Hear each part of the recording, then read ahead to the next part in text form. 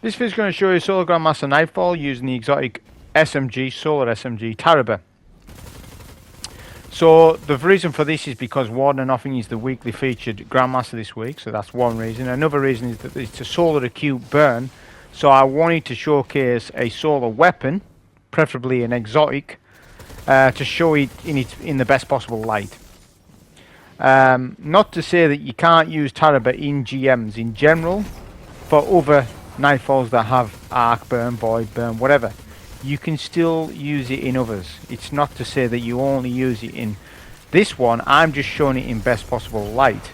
A lot of people are starting to sort of I've done a Legend of Acreus video the other day, and I've done the Grand Overture, but people are complaining that I'm matching weapons to the Nightfall burn.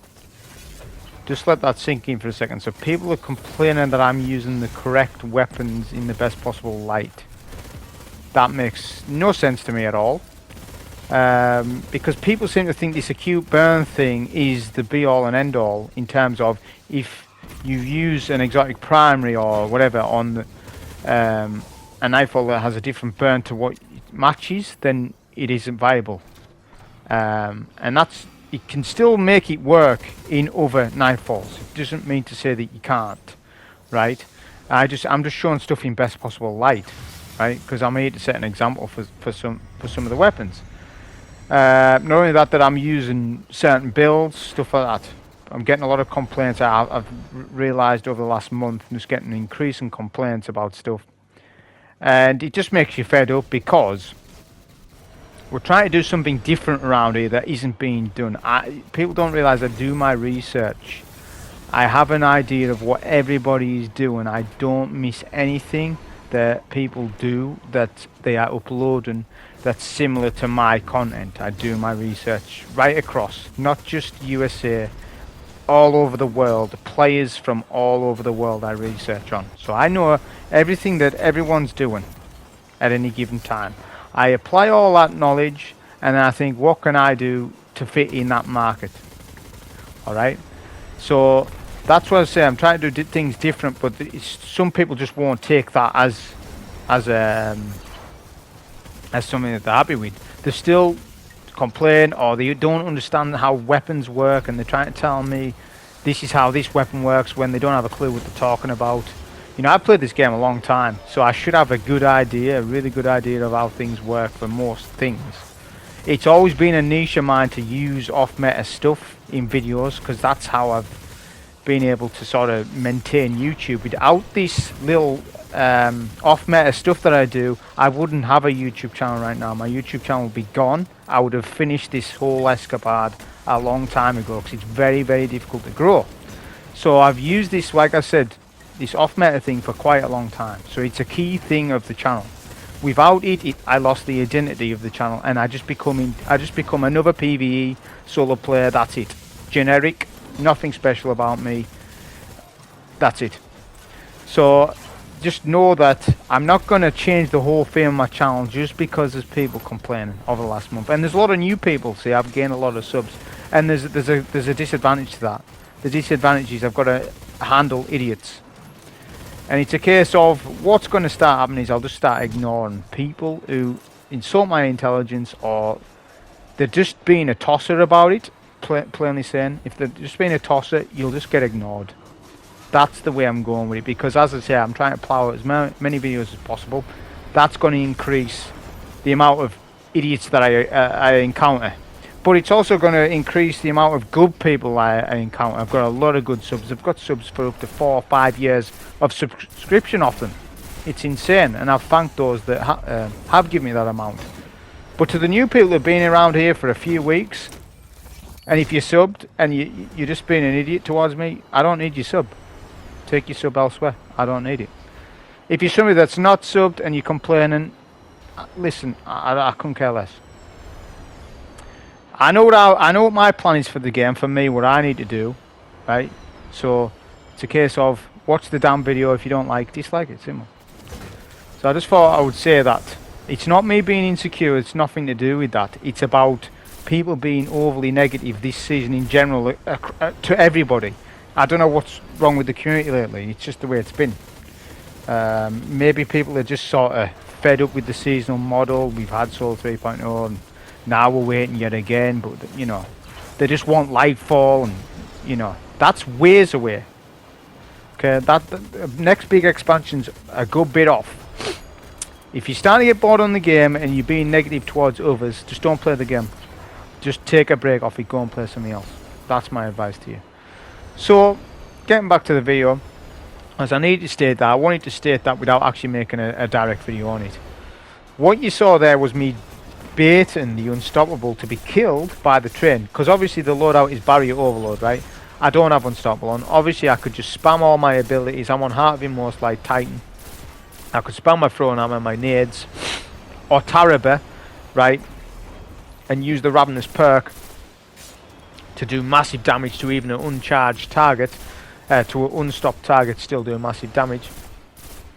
But I'm just showing you how you can bait the Unstoppable to be killed by the train, and it's not RNG. You just need to bait. You need to back up slowly. Be that 10 meter, keep that 10 meter radius at all times. Just keep him coming so he's not boobing you around. And then if you time it right, the train will do the work for you, which will save you a little bit of time. Other weapons we're using is the Messenger, a fantastic kinetic pulse, really good. I've got rapid hit, one for all on it. It's not the new Messenger with the Alice, the new Origin perks. It hasn't got an Origin perk, but the roll's that good that it's fine. I'm not wanting to refarm one up. I'm fine with what I've got as a PvE roll. Bait and switch Cataclysmic, just, you know, the standard, obviously, because it's a solo Nightfall. No, there's no match game shields, only 2 void. Literally 1 void shield you need to take. That's it. So it's not warranted for you to use a void weapon, right? So whenever you're thinking about doing like solos, you need to always evaluate how many shields are there. What shields do I need to deal with? Is that shield going to cause you a problem? Like, give you an example, like Lightblade. Where's them solo wizards at the start? Even though it's arc burn, is it worth running a solo weapon for those? Because they are a nightmare. There's things like that. Sometimes it can be a problem dealing with unmatched shields. Sometimes it isn't. It depends on your weapon loadout and stuff. Depends if you're using adaptive munitions, which is something that's popular right now, which I have on New Purpose. I'm just using Messenger for a change, but I've been using New Purpose recently, and it is a very good weapon. What we're doing here now is just sort of baiting all the ads. I've actually pushed past the stairs this time so that we can actually get the ads spawning, because the train's going to do a lot of the work for me. I'm not too fussed about ammo, because this run will work whether I've got heavy ammo or not. It's not too much of a problem. Because if you don't tag the enemies and the train kills the enemies, you don't get ammo. But if you tag an ad before the train kills an enemy, you get ammo. So that's why in the past I've been sort of want to clear them all, but this I wasn't too fussed, just clear them out. Obviously barrier pulse will shoot through Hydra shields, you can see. Pretty simple to do that. I'm just going to take out this Hydra shield before I push up. See, I've spawned in the 2 snipers, the champs. Once you do that, you've got to then be a little careful, because if both of them hit you, it's a one shot. Obviously, if they won't one of them won't one shot you, providing you've got the correct double solar resist, tier 10 resil or 9. They might at 8. I'm not 100%, but I don't generally play with anything less than like 9 these days if I can help, for resilience. When I'm playing Grandmasters at the very least. So it's a good place to take out one of the barriers. I could push up. I could play at the stairs if I want. But we're just gonna deal with the barrier quickly, because this little encounter here isn't really showcasing TARRABAH off, because I can't really do anything with it. Because as I said before, TARRABAH, it's really powerful when you don't store the weapon. So if you're keeping the weapon out for quite some time, you're going to get such a good utility out of it. Whereas if it's against barriers, obviously it's not barrier SMG, so it's not going to do well, because I'm not going to be able to. By the time I get the buff, I'm going to need to break a shield, so I swap to the pulse. I lose TARRABAH's Ravenous Burst, so it's a bit of a problem.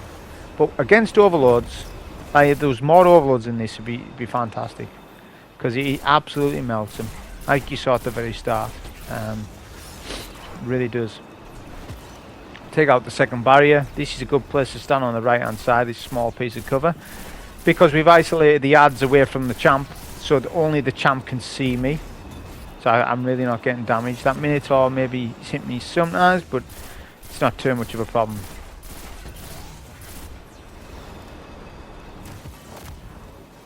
Finish the champ off. Now we'll make our way past the second to the middle of the map. I'm going to play from here instead. I generally play on the left hand side. Doesn't matter on this build because obviously we're using Heart of Inmost Light with T10 resilience. We're going to get plenty of barricades. We're using a shorter cooldown barricade with the rally, so it means you get more classy restoration with rally barricades. So rally barricades are the de facto choice this season. Next season might not be. Depends what happens. Because towering is very good in endgame. I use it quite a lot. Just this particular season, it really is outshining the rally. After a certain number of ads has been taken out, then the boss will spawn in. I want to get that charge of light because obviously I've got elemental ordnance on with elemental charge and high energy fire, so I can speed up at the very least a little bit on the Vex boss, because we're not going to clear. Well, we're going to clear these ads until the Hydra's till the Minotaur spawns in. This is where I'm just going to use my abilities. Like this is like with Grenadier on this build, because you can just spam your Firebolt. Just keep a keen eye to my Firebolt cooldown. Like I say, it's viable because it's such a shorter cooldown as opposed to the rest of the grenades, and it is noticeable even when you're using Heart of Inmost Light. I know you'll get plenty of nades anyways, but you get even faster nades. I paired it with Bomber as well on the class piece, so I get a small bump when I do my barricade like that. You see? I use my super on the boss, finish off with the linear, and that's this encounter done, so you don't need to clear out all the ads. The only time when you'd want to do that is if you haven't had any heavy drop and you want more heavy. Speaking on heavy, obviously linear fusion scav, I think it's still bugged unless it's been fixed. I don't believe I saw it in the patch notes this week. But I'm still not, I'm not using it on this run anyways. I've got linear fusion holster on, which is actually a decent, it's actually not bad when you're not running scavs, or scavs when the scavenger doesn't work. It's actually funny that this holster perk is actually interesting to use. See, I don't know why we don't just have a generic ammo pickup for everything and do away with ammo finders and scavengers, so that way you can build, craft and use other stuff on the boots. Like, why run scavenger? Why not just get rid of it? Get rid of the mod and just everything is a base. Everything's a base amount of ammo that you pick up. You know, whether they want that base ammo pickup to be what it is now or to match what scavenger is, I don't know. But that's what I think they should do, because it's just sort of there's a lot of annoyances with endgame where you haven't run certain mods that take up slots that could be other things, like your gauntlets. Like, oh, I can't run grenades kickstart because I've got double champ mods on. They take up all my armor, man. Right, and then you've got class item mods, you know. So it's like they used to be in your gun anyways, which they should be now. I don't know why they're on the gauntlets. They should. I mean, I guess it was good that you could run double for the gauntlets, but as I said, it's just a case of there's a lot of, like, people do these build videos, but some of these build videos don't have any weight to them. Because when you come into endgame, you can't put all the mods on that they've said that you should put on. I mean, here and there you can make things work, but not to the degree where it's like, oh, you must put on these 6 fragments, and then this mod on your class piece, and then this helmet mod, and then this gauntlet mod, and then these chest, like, keep going on and on with it. It's like, that stuff's pointless watch. It's a pointless watch for me, because it's a case of, well, what's it going to help you with? Unless it's dungeon based, yeah, they'll work in dungeons, but when you come to GM, 90% of the builds don't work. Okay, there's only a few builds that like are really effective, like Titan wise, Hunter wise, Warlock. There's a couple of certain classes that really outshine, and then, you know, when you do these certain build videos, as I said, it doesn't work because it's not for endgame, and they'll claim that it is for endgame when it isn't. What you need to do is just watch people do solo endgame stuff, and they'll show you the build and demonstrate the build in the run. That should be the standard of build videos that there should be. Oh, here's the build, but he's me demonstrating that build in endgame, not just a standard lost sector. You know, and that's the thing of it. It's sort of, but it's clickbaiting people basically. It's just a clickbait franchise of do this, and the people will click on it and they'll be like, oh, this is amazing, this. When some other Keen9 players won't think it's that amazing. You know, they'll see through it. As long as you know how every single mod works in this game, how it all synergizes, you never need build videos. You know the build probably better than the guy that's made the build video. So just research mods, look through your collections, look at it all. Then experiment it yourself, and then you'll know what works and what doesn't. I'm going to skip this section just because I've got enough ammo. I'm max on heavy. I'll just use classy restoration there. Skip past them. I was wanting a little bit more super. I was hoping I would get my super off these two ads. Didn't quite. It's alright. Well, I was going to use it, but I decided not to in the end. This mine section, obviously, it's pretty straightforward. You just need to make sure that all the mines are cleared before you get to A, B and C. Because obviously there's a load of mines littered and they're always there every time you come here. So it's a case of make sure that's cleared. Make sure all the minor enemies are cleared. So that it's just you and the champs. If you can maintain your charge of life, brilliant. If you don't, if you lose it, then that's fine. But it is handy to you when you've got it when you're dealing with champs. Not to say that it's absolutely required for charge of light to kill a champ solo. It certainly isn't. Just because I'm using it doesn't mean to say it's absolutely required. I'm just using a build to help with it. Because I need to set an example of like how a solo player would help themselves. It's extra 20% damage bonus. Gonna use it. Why not? It's in the Grandmaster. This was very unfortunate. So the Overload actually pushed just before the barrier was killed. Nearly killed. So that is something that can happen to you. It's actually rare. I haven't seen that happen for quite a bit to me, but the Overload must have been de-aggroed off the unstop for just a second or two and caught his eye on where I was. To fix that, I could have stood somewhere else. I'm gonna get Ravenous Burst here. Eventually I did get it because I didn't quite have it charged because I was pulsing the barrier. But we still have charge, we like, that's good because we finished the Overload. We'll finish the Barrier Colossus. Now our next goal is the Unstoppable. You see, there's different ways you can go about this. You could deal with the barriers first, the Vex ones, then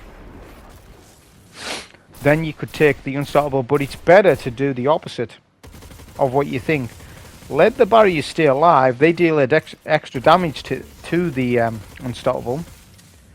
It just speeds the whole thing up because the Unstoppable's distracted by the Vex. So this is a classic example of it, of using enemy races against each other.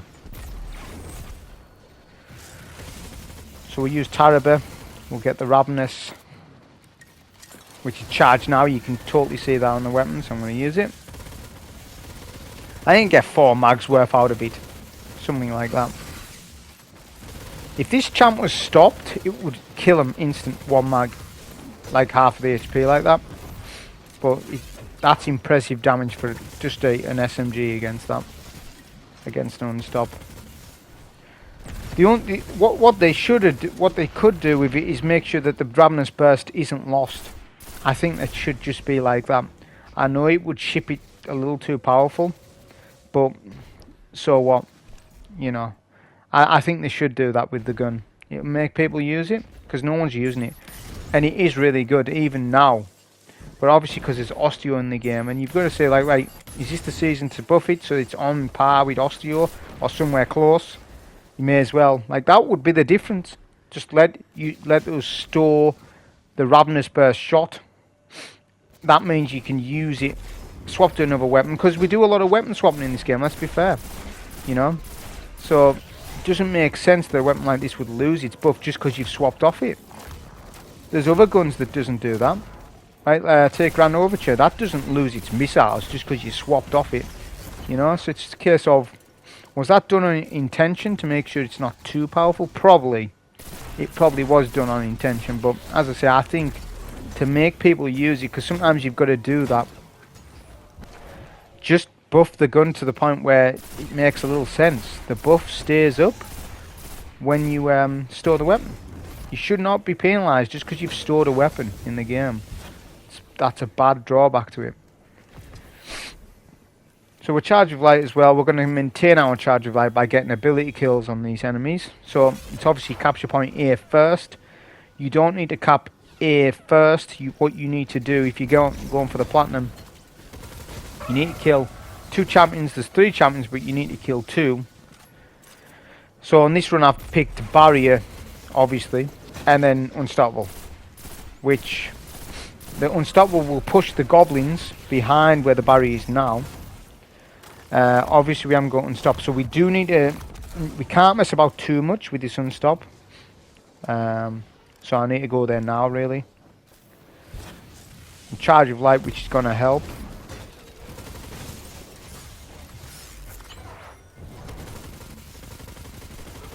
But we did just lose it there. I've just watched that back. That's actually kind of...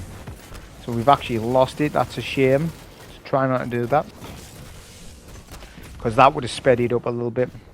Cap point is on A, on 10 seconds. It will stop when you step on plate. So it's not actually 10 seconds.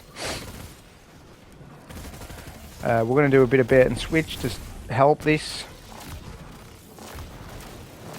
We'll get the champ at least half. The champ should follow us because he's aggroed. Then I'm going to go to C as opposed to B. B is the last point you want to take, because B should have the Unstoppable there, but obviously he's here. Right. I'm going to spend a few extra seconds because you have got the time to do that. Then I'll need to pop a super. I'll try and build up a Roaring Flames at the very least, and then we'll pop a super on cap point C, because the not the Overload, but the Void Shield can sometimes be here and sometimes not. He was still here, so that was a definite super situation. If we didn't super, that's a death all day long. But I knew that that was planned for me to have a super for that particular situation. I'm just saying what would happen if I didn't have a super, which, as I said, you would be dead. You just wouldn't be able to... I mean, obviously you could proc you might not. You might survive with Classy, but without that you're definitely dead. Now we'll cap point B, and that's it, done. We're still Charged Light, so we can take advantage of that for the next boss. All that does is just speed it up. It just means doing a little bit more damage. We can pick up the Scorch Cannon, which funnily enough is buffed by the Solar Burn from this Grandmaster. I actually sort of messed up the cannon. I don't know what I was doing here. I was just a little... But just if you do your complete charged shots on the boss, the boss will die in less than 10 shots if you get all shots off with the correct where you hold it down for the longest time. You get the maximum damage out of it. One Cabal guy will push, but other than that, then there'll be no more enemies that push, only grenades that you need to worry about, and then it's just a case of killing this mini boss. When you kill the mini boss, be sure that you don't bug out the GM, because this GM is easily bugged out. The way to fix it is not to go into the building too fast.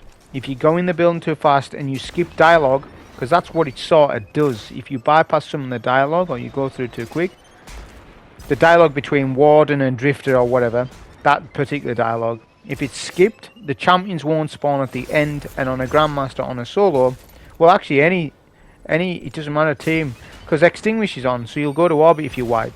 Whereas on Master, if you wipe, you will fix it. On Grandmaster, it won't fix it, you'll go to orbit because of Extinguish.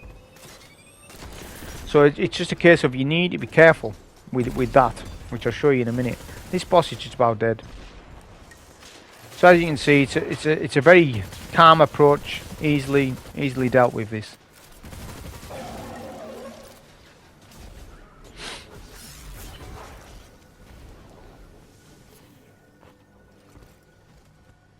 Pick up any ammo as well, make sure you do that. I didn't get much heavy to drop, but that's not too much of a problem, because it's not a lot of heavies needed for the strat. As you can see at the top right, Warden AI is talking, right? So I know I've got my audio certain audios are switched off. But you can see at the top right, my ghost is pinging to say there's dialogue happening. You need to wait till that ghost stops pinging at the top right. The dialogue needs to stop before you jump down. Just take it slow, right? Take it like it's your first time that you're doing it. Back in the day when they first released it, which when they actually first released Warden, when it came with Forsaken, it was a huge surprise that you went down here and fought another boss. Because how difficult it felt Warden day one when you were under leveled. I'm on about day one when it launched. I played it day one with a couple of members from my clan. And we were doing it. We fought the Cabal boss. Oh, that must be it. And it was a huge surprise when you went down and you had another boss. Because it felt like a long Nightfall this up into that mini boss. If you back then at the very least. Because we weren't as powerful as we are now. So it's a huge thing. That's why it is probably my favourite strike in Destiny 2. It's my favourite strike in Destiny 2, and it's even better since then because now we've got 3 champs. It's the only Nightfall to do it, and I love that because it feels so different to the rest of them. It's not my favourite strike of all time, and I think it's my favourite for Destiny 2 at the very least. But there you go, you get your champions appeared, so you know you're on the right track. So TARRABAH won't be able to, you can stun, but it's going to struggle for the overload from this range. Obviously it'd be absurd if it was consistent at this range, and it isn't. So my goal is just to deal with the unstoppable first. So we're just going to deal with pot shot damage, if you like, from a distance. We can use our throwing hammer, we can use our nades for assistance, but it's obviously going to be quite long because we've got no unstop on. It's a shame Solar melee isn't unstoppable this season. We've had that so many times as well. Solar unstoppable melee on the seasonal artifact. I don't know why they didn't do that this season, because the Molten Overload Grenade doesn't work at all. It's poor. It sometimes works, sometimes doesn't. They've attempted to fix it twice. It's been a mod. Whenever it was designed, it was always built like that. So it's funny because Overload Grenade Void is really, really consistent. So it doesn't make much sense why solar, like take for example solar grenades. Solar grenades are like vortexes. Basically, it's just a solar variant of vortex. So you would think it would do a good job at stunning overlords, but it doesn't. And it's quite strange, to be honest. What's been stopping the solar nades just not wanting to be fixed? I don't know. You can see here it's a little random with where the unstoppable and the overload goes. Generally they'll stay in mid. Just be careful, that overload's actually aggroed on me. Sometimes you can actually grab the eye of the overload and start shooting at you. That's the same is true for the barrier, the Cabal barrier. I've actually been killed by this barrier on a previous season, just casually minding my business, trying to kill this unstop. The very far right hand side, barrier just peaks and just starts shooting from nowhere. And I didn't see it coming. That has actually happened to me in the past, so, and it can still happen now. It is quite rare, but it is possible. If that happens, barricade immediately. Because obviously it's a cute burn. Solar, and that barrier has that solar minigun, so they melt fast. You need to understand how to control the barriers, the Colossus, and it's all about cover. Cover is their weakness, so use that to your advantage, strafing out of cover and knowing when to, and knowing the timing of shield breaks and stuff like that. This unstop's basically dead. What I'm also doing here is I'm charging up Ravenous Burst. So it's charged. I don't want to swap to my heavy or anything because I need Ravenous Burst when I go down there. Because the next champ to kill is the Overload. The Overload is the next target. It's not the Vex barrier. It's not the Cabal barrier. It's the Vex. Because the Vex can be easily aggroed on me. That's why I'm still using the SMG. I know it seems weird, but that's why. It'll make sense when I go down. Because otherwise I wouldn't have Ravenous Burst, and then I would need to farm it up, which might take 2 mags. 2 mags that I don't want to waste on the Overload. So That's why we're doing that. So look, we'll aggro the Overload. You can see we're doing it. Proc Classy Restoration with Barricade first. Activate Gun and then Melt.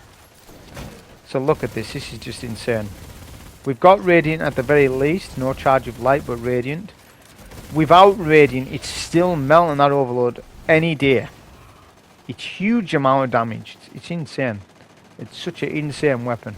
Again, they just need to do that little change that I've said. They don't need to buff its damage. Its damage is bob on. It's doing what it says. Just you lose the buff, and you shouldn't be losing that buff just because you've swapped. They should encourage weapon swapping, not where you're hoarding onto one weapon. That's less of a skill. Should be encouraging people to swap weapons constantly on enemies, not the other way. At that point, it would turn into a mini recluse. So I understand that. Well, it would be just about the same. But so what? That was fun. That was a fun error. So, like I say, I don't have a problem with it. And if it chips if it's far too powerful, just adjust it down a little bit, the damage, just a little bit, couple of percent, and then just go that way with it. We're on the final barrier champ, so again, it's all about cover. We'll just use this because this barrier's not that threatening, but you still need to be careful of the damage you take. Look, I'm half HP there from literally nothing. He's actually broke my shields, so you can see how much damage they do. It's quite crazy, and I've got double solar resist. And I'm tier 10 resilience. So that just goes to show cover. You need to be always shooting next to cover. Think of it like PvP in a sense. You always want a little bit of something next to you so you can do your strafe. Right, so think of it like that.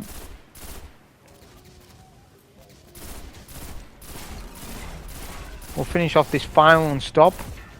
Once you kill the final and stop, final barrier. Once you kill that barrier, you need to haul your way to this section here, and it's basically an invisible floor.